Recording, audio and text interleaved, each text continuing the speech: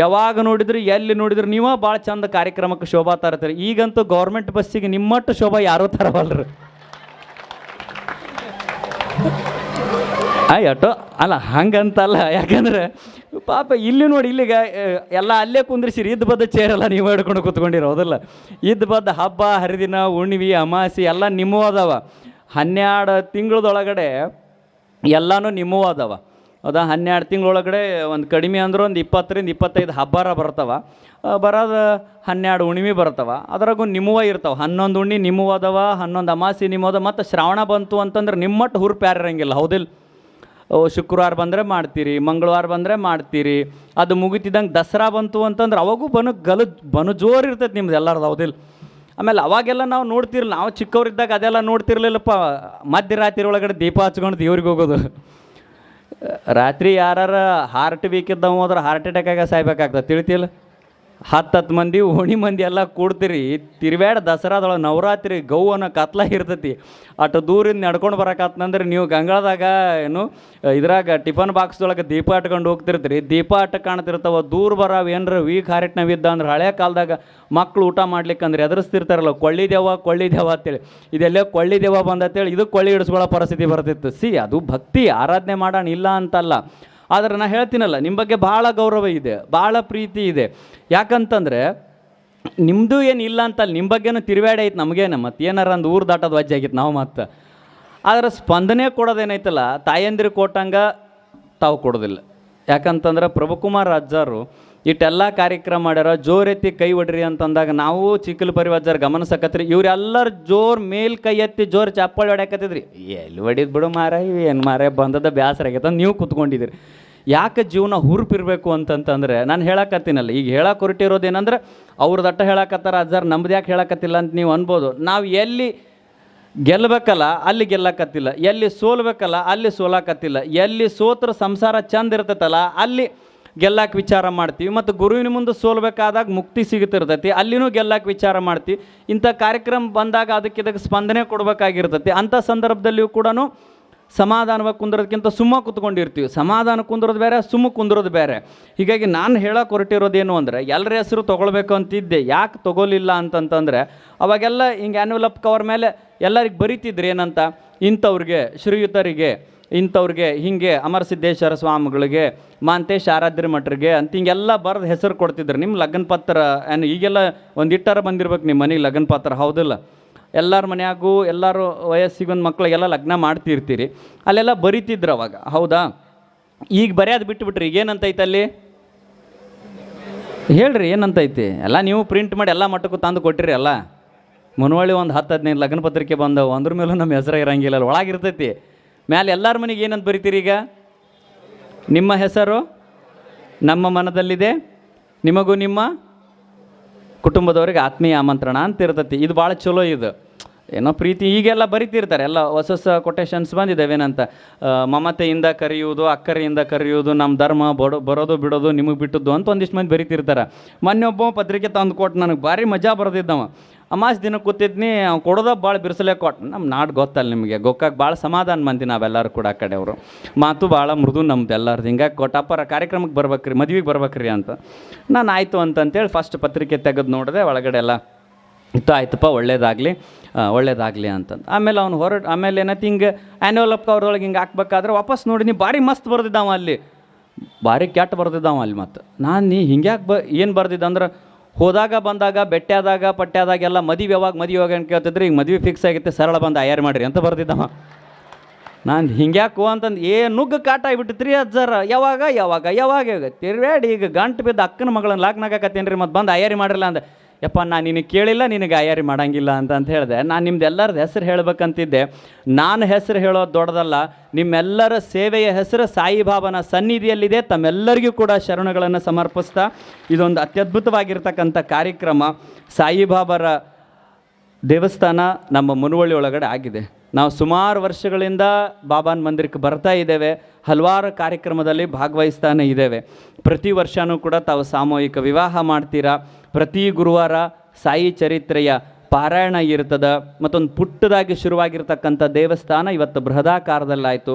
ಅದೇ ಮುಖ್ಯವಾಗಿ ಏನು ಅಂತಂದರೆ, ಇದೆಲ್ಲದಕ್ಕಿಂತ ಬಹು ಮುಖ್ಯವಾಗಿ ಏನು ಅಂತಂತಂದರೆ, ಸಾಯಿಬಾಬಾನ ಮೂರ್ತಿಯ ವಿಶೇಷತೆ ಏನು ಅಂತಂತಂದರೆ, ಏನು ಶಿರಡಿಯಲ್ಲೇನು ಬಾಬಾನ ಮೂರ್ತಿ ಎಷ್ಟು ಎತ್ತರ ಐತಲ್ಲ, ಅದಕ್ಕಿಂತ ಒಂದೇ ಒಂದು ಇಂಚು ಮಾತ್ರ ನಮ್ಮ ಮುನವಳ್ಳಿಯಲ್ಲಿ ಇರ್ತಕ್ಕಂಥ ಸಾಯಿಬಾಬಾನ ಎತ್ತರ ಕಡಿಮೆ. ಯಾಕೆ ಅಂತಂದರೆ, ಎಲ್ಲಿ ಸಾಯಿಬಾಬಾನ ಮೂರ್ತಿ ಮಾಡಿಸಿದ್ರಲ್ಲ, ಅವರಲ್ಲೇ ಮೂರ್ತಿ ಮಾಡ್ಸಕ್ಕೆ ಹೋದ ಸಂದರ್ಭದೊಳಗಡೆ ನಮ್ಮ ಸಾಯಿಬಾಬಾ ಸಮಿತಿಯವರು ಹೇಳಿದ್ರಂತೆ, ಶಿರಡಿಲಿ ಎಷ್ಟು ಎತ್ತರ ಐತೆ ಅಷ್ಟ ಮೂರ್ತಿ ಬೇಕು ಅಂತಂದಾಗ, ಆ ಮಾಡಿದವ್ರದ್ದೊಂದು ಶ್ರದ್ಧೆ ಇದೆ. ಶಿರಡಿಯಲ್ಲಿರ್ತಕ್ಕಂಥ ಮೂರ್ತಿ ಸರಿಸಮಾನವಾಗಿ ಯಾವುದೂ ಮೂರ್ತಿನೂ ಕೂಡ ನಾನು ಮಾಡೋಂಗಿಲ್ಲ, ಅದಕ್ಕಿಂತ ಒಂದು ಇಂಚರ ನಾನು ಕಡಿಮೆ ಮಾಡಿ ಕೊಡಬೇಕು ಅಂತಕ್ಕಂಥದ್ದನ್ನು ನನ್ನ ನಂಬಿಕೆ ಅಂತ.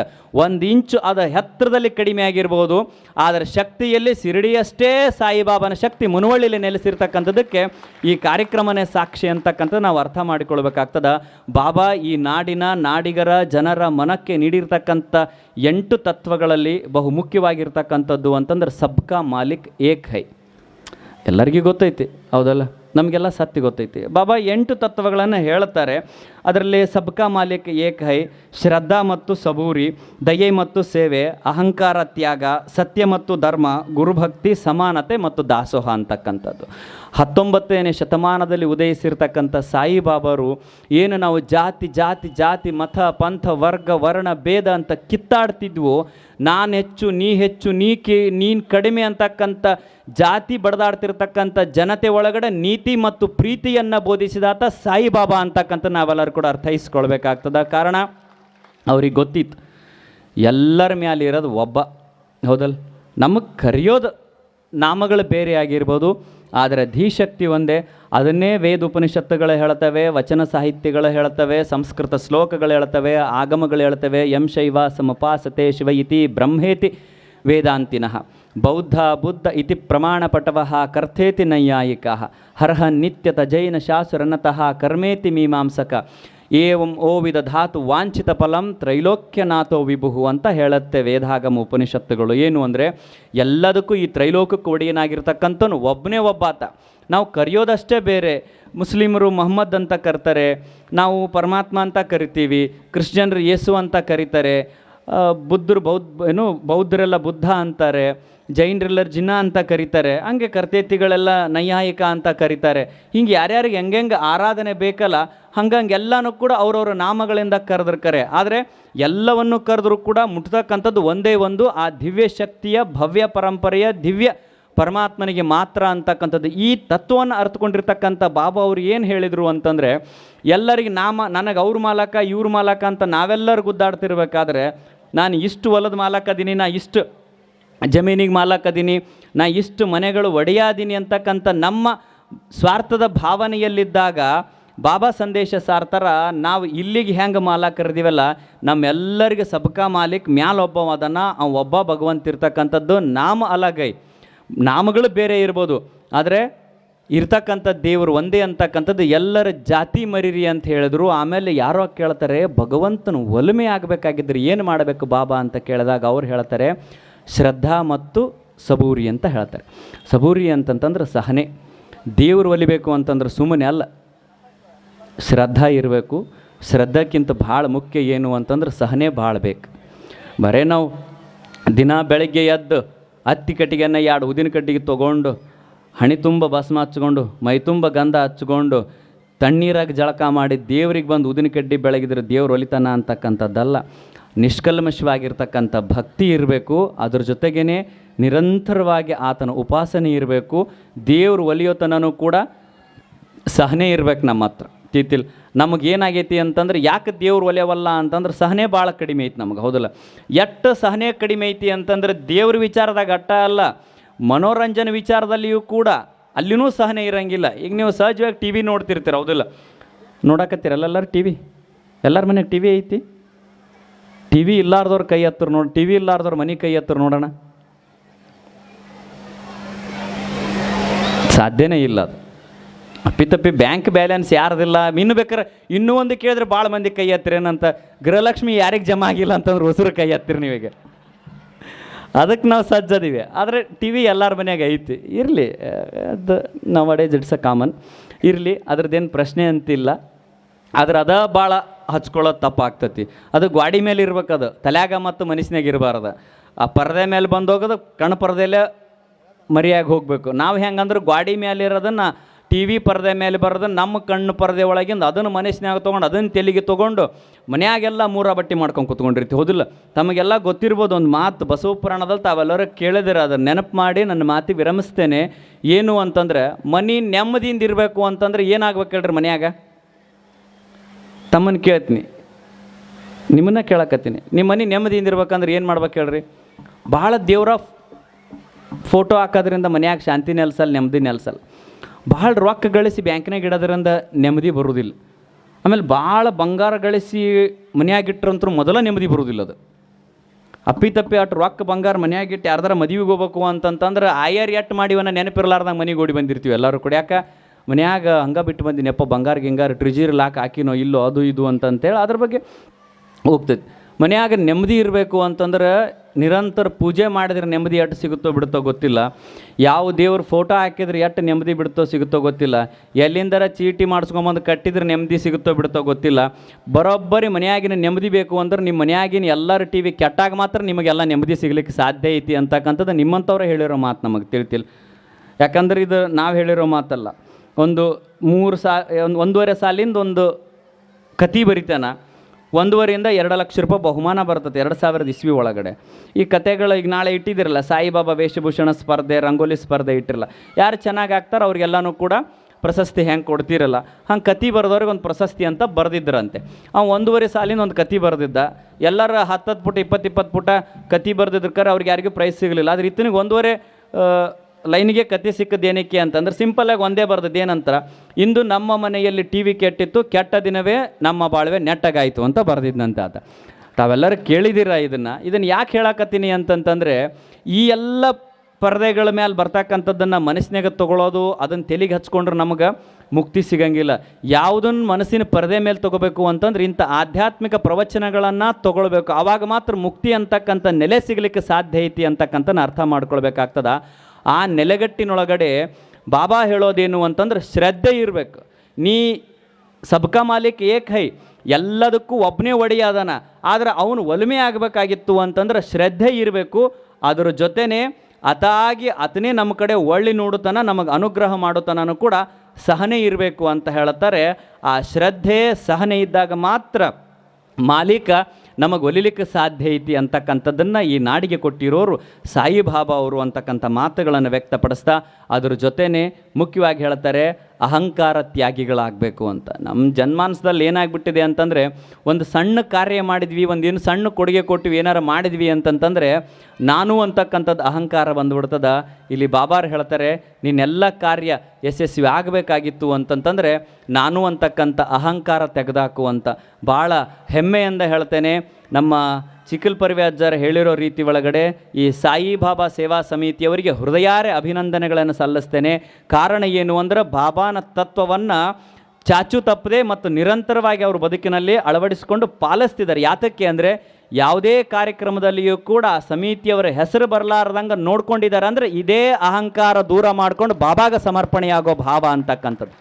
ಹಿಂಗಾದಾಗ ಮಾತ್ರ ಕಾರ್ಯಕ್ರಮಗಳು ಯಶಸ್ವಿ ಆಗಲಿಕ್ಕೆ ಸಾಧ್ಯ ಐತಿ ಅಂತಕ್ಕಂಥ ಮಾತನ್ನು ವ್ಯಕ್ತಪಡಿಸ್ತಾ ಅದರ ಜೊತೆನೇ ಗುರುಭಕ್ತಿಯನ್ನು ಬಾಬಾ ಅವರು ಹೇಳ್ತಾರೆ, ಸೇವೆಯನ್ನು ಹೇಳ್ತಾರೆ, ಎಲ್ಲದಕ್ಕಿಂತ ಮುಖ್ಯವಾಗಿ ಸಮಾನತೆಯನ್ನು ಹೇಳ್ತಾರೆ, ದಾಸೋಹವನ್ನು ಹೇಳ್ತಾರೆ. ತಾವೆಲ್ಲರೂ ಕೂಡ ಭಾಳ ಜನ ಶಿರಡಿಗೆ ಹೋಗಿರ್ತೀರ, ಅಲ್ಲಿ ನೋಡ್ತೀರ ನಿರಂತರವಾಗಿ ಬಾಬಾ ಅವರು ದಾಸೋಹ ನಡೆದಿರ್ತದ. ಮತ್ತೊಂದು ವಿಶೇಷತೆ ಏನು ಅಂತಂದ್ರೆ, ನಿಮ್ದೇನಾದರೂ ಜನ್ಮೋತ್ಸವದ ನೀವು ಹುಟ್ಟುಹಬ್ಬದ ನಿಮಿತ್ತವಾಗಿ ಏನಾದರಲ್ಲಿ ದಾಸೋಹಕ್ಕೆ ನೀವು ದೇಣಿಗೆ ಸಲ್ಲಿಸಿದ್ರಿ ಅಂತಂದರೆ ಅವತ್ತು ನಿಮ್ಮದು ಬರೀ ಬೋರ್ಡ್ ಮೇಲೆ ಹೆಸರು ಬರೋದು ಅಷ್ಟೇ ಅಲ್ಲ, ನೀವು ಹೋಗಿರ್ರಿ ಹೋಗಿಲ್ಲದೆ ಇರ್ರಿ. ಇನ್ ಕೇಸ್ ನೀವು ಅಲ್ಲಿ ಹೋಗಿದ್ದೇನಾದರೂ ಮೊದಲು ಆಫೀಸಿಗೆ ಗೊತ್ತಾಗಿತ್ತು ಅಂತಂದರೆ ನಿಮಗೆ ಮೊದಲೇ ಇಂಟಿಮೇಷನ್ ಮಾಡ್ತಾರೆ, ಇಷ್ಟೊತ್ತಿಗೆ ನೀವು ದಾಸೋಹ ಭವನದಲ್ಲಿ ಇರಬೇಕು ಅಂತಂಥೇಳಿ. ಬಾಬಾನ ಮೂರ್ತಿ ಮುಂದೆ ನಿಂದಿರಿಸಿ ಅಲ್ಲಿ ಪ್ರಸಾದ ಮಾಡ್ತಿರ್ತಕ್ಕಂಥವ್ರು ಎಲ್ಲರೂ ಕೂಡ ತಮಗೆ ಶುಭ ಹಾರೈಸ್ತಾರೆ. ಇದು ಭಾಳ ವಿಶೇಷವಾಗಿ ಶಿರಡಿಯಲ್ಲಿ ನೆರವೇರ್ತಿರ್ತಕ್ಕಂಥ. ಇದೆಲ್ಲದರ ಮುಖ್ಯ ಉದ್ದೇಶ ಏನು ಅಂತಂದರೆ, ಜಗತ್ತಿಗೆ ದಾಸೋಹದ ಪರಿಕಲ್ಪನೆಯ ತತ್ವವನ್ನು ಪಾಲಿಸಿರ್ತಕ್ಕಂಥ ಬಾಬಾರ ಮಂದಿರದೊಳಗಡೆ ನೀವು ಇವತ್ತು ದಾಸೋಹ ಮಾಡಿದ್ದೀರಾ ಅಂತಂದ್ರೆ ನಿಮಗೆ ಕುಟುಂಬಕ್ಕೆ ಒಳ್ಳೆಯದಾಗಲಿ ಅಂತಕ್ಕಂಥದ್ದನ್ನು ಅಲ್ಲಿ ಅಭಿನಂದನೆಗಳ ಮೂಲಕ ವ್ಯಕ್ತಪಡಿಸ್ತಾರೆ. ಇಂಥ ಹಲವಾರು ತತ್ವಗಳನ್ನು ಬಾಬಾ ಅವರು ನಾಡಿಗೆ ಕೊಟ್ಟಿದ್ದರು. ಅವರ ಒಂದು ಶಿರಡಿಯ ದ್ಯೂತಕವಾಗಿ ನಮ್ಮ ಮುನುವಳ್ಳಿಯ ಈ ಗುಡ್ಡದೊಳಗಡೆ ಇದು ಗಂವರ ಆಗಿತ್ತು, ಅವಾಗ ಇದು ಗುಡ್ಡ ಆಗಿತ್ತು. ಇವತ್ತೇನಾಗೈತಿ ಅಂತಂದ್ರೆ ಸಾಯಿಬಾಬಾರ ಭಕ್ತಿಯ ತಾಣ ಆಗಲಿಕ್ಕೆ ಕಾರಣಿಯಾಗಿರ್ತಕ್ಕಂಥದ್ದು ಬಾಬಾ ಅವರ ಮೂರ್ತಿ ಅಂತಕ್ಕಂಥ ಮಾತನ್ನು ವ್ಯಕ್ತಪಡಿಸ್ತಾ, ಜೊತೆಗೆ ಈ ಕಾರ್ಯಕ್ರಮದುದ್ದಕ್ಕೂ ಕೂಡ ಪರಮಪೂಜ್ಯರ ದಿವ್ಯ ಸನ್ನಿಧಾನದೊಳಗಡೆ ಪ್ರಭುಕುಮಾರ ಶಿವಾಚಾರ್ಯ ಮಹಾಸ್ವಾಮಿಗಳವರು ಆಧ್ಯಾತ್ಮಿಕತೆಯನ್ನು ಬೋಧಿಸ್ತಿದ್ದಾರೆ. ಪ್ರತಿ ವರ್ಷ ಸಾಯಿಬಾಬಾ ಮಂದಿರದ ವಾರ್ಷಿಕೋತ್ಸವದ ನಿಮಿತ್ತವಾಗಿ ಇಲ್ಲಿ ಪ್ರವಚನಗಳನ್ನು ಕೇಳ್ತಾ ಬಂದಿದ್ದೀರಾ. ವರ್ಷವೂ ಕೂಡ ಒಬ್ಬೊಬ್ಬ ಪರಮಪೂಜ್ಯರು ಬಂದು ಇಲ್ಲಿ ಪ್ರವಚನವನ್ನು ಉಣಬಡಿಸ್ತಾರೆ, ಜೀವನ ತತ್ವವನ್ನು ಬೋಧಿಸ್ತಾರೆ.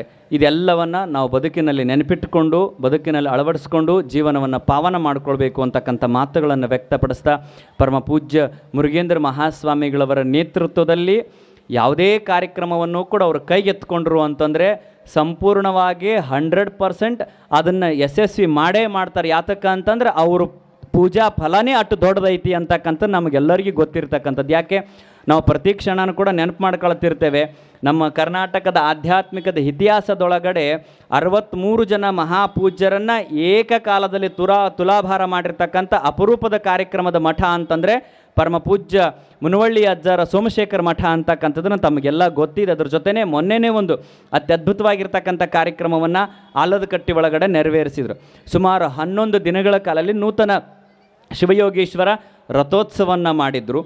11 ದಿನಗಳ ಕಾಲ ಪ್ರವಚನ, ಅದರದ್ದೆಲ್ಲ ಕಾರ್ಯಕ್ರಮದ ದಿವ್ಯ ನೇತೃತ್ವವನ್ನು ವಹಿಸಿಕೊಂಡು ಮೊನ್ನೆ ಮದ್ಲೂರು ಗ್ರಾಮದೊಳಗಡೆ ಬಸವೇಶ್ವರ ಮೂರ್ತಿ ಅನಾವರಣ ಆಗಿರ್ಬೋದು. ಸುತ್ತ 10 ಹಳ್ಳಿ ಒಳಗಡೆ ಎಲ್ಲೇ ಒಂದು ಯಾವುದೇ ಕಾರ್ಯಕ್ರಮ ಆಯಿತು ಅಂದ್ರೆ ಭಕ್ತರು ಬಂದು ಅಜ್ಜರಿಗೆ ಭೇಟಿಯಾದರು ಅಂತಂತಂದರೆ ಎಲ್ಲ ಸ್ವಾಮಿಗಳನ್ನು ಹಿಡ್ಕೊಂಡು ಅತಿಥಿ ಮಾನ್ಯರನ್ನು ವೇದಿಕೆ ಕರೆಸಿ, ಈ ವೇದಿಕೆ ಇಷ್ಟೊತ್ತಿಗೆ ಮುಗಿಬೇಕು, ಇವರೇ ಮಾತಾಡಬೇಕು, ಪತ್ರಿಕೆ ಹೀಗೆ ಇರಬೇಕು ಅಂತಕ್ಕಂಥ ಅಥೆಂಟಿಕ್ಕಾಗಿ ಕಾರ್ಯಕ್ರಮಗಳನ್ನು ನಿಯೋಜನೆ ಮಾಡಿ ನಿರೂಪಣೆ ಮಾಡಿ ಸಾಕಾರ ಮಾಡ್ತಕ್ಕಂಥ ಶಕ್ತಿ ಈ ನಾಡಿನೊಳಗಡೆ ಯಾರಾದರೂ ಇದ್ದಿತ್ತು ಅಂತಂದ್ರೆ ನಮ್ಮ ಗುರುಗಳಾಗಿರ್ತಕ್ಕಂಥ ಮುರುಗೇಂದ್ರ ಮಹಾಸ್ವಾಮಿಗಳವರಿಗೆ ಅಂತಕ್ಕಂಥ ಮಾತನ್ನು ವ್ಯಕ್ತಪಡಿಸ್ತಾ, ಪೂಜ್ಯ ಗುರುಗಳವರು ಹೇಳಿದರು ಈ ಕಾರ್ಯಕ್ರಮಕ್ಕೆ ಬಂದು ಭಾಗವಹಿಸ್ಬೇಕಪ್ಪ ಅಂಥೇಳಿ.